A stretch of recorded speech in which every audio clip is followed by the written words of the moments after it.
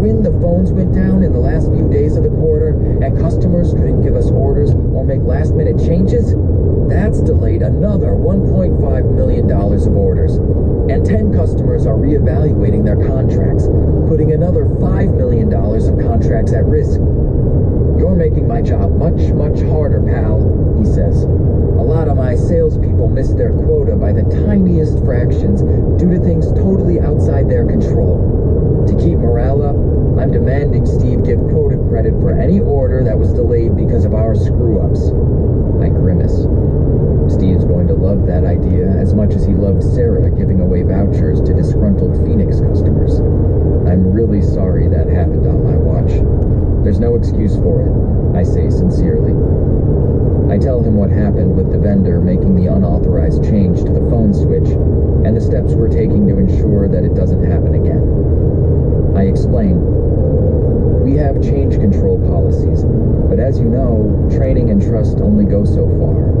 At some point, we need monitoring to enforce those policies. The trouble is, we need to expand the licensing beyond what information security has deployed, and emergency capital is hard to get these days, especially for IT operations. Ron turns bright red. Why? What are they saving it for?